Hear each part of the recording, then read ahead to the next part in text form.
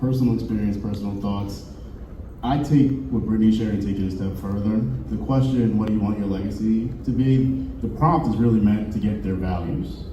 And so any space that I'm in, I'm trying to assess for values alignment. And as long as we can align on values, I'll be okay, right? And we don't have to look alike. Because sometimes you'll have folks who look exactly like you, and you'll find that your values are not aligned at all, right? And so I always try to get to the heart of the matter. So if I'm at a law firm and the partner says to me, listen, my value is to make as much money as I possibly can, I know what I'm working with, right? And I can align my values or I can choose not to. You know, if I'm at an organization, and you will be, like, for me, I clerked in federal court. I was the only African-American law clerk at the time. Clerked in Ocean County. At times I felt like I was the only black person in the county.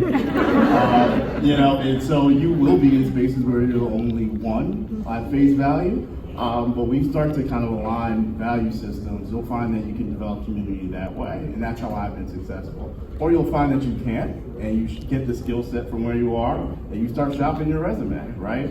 I know the gentleman didn't ask me, but for me, you know, I don't really believe in right steps, because you can go become the GC at a Fortune 50 company, and then a week later that Fortune 50 company doesn't exist anymore. Right? And so you got to be mindful what feels like the right step. Sand shift fast. I was in very high level meetings for an organization before the pandemic, and the pandemic hit, and that organization is gone. And so, you know, sometimes you'll be like, oh man, that's a misstep. I didn't get to where I was ultimately trying to go. But sometimes, you know, to your point, it's divine favor. You might be getting protected. Like you had no business being over there in the first place. And I know if I let you do your own thing, you would have been up in there. So I'm gonna reorient you that way. So you just have to be mindful of that too. I don't believe in right steps. You'll always ultimately end up on the path you're supposed to be on. My mother said we have Caribbean heritage too. She says, you know, what's for you can't be for you. Can't be unsealed.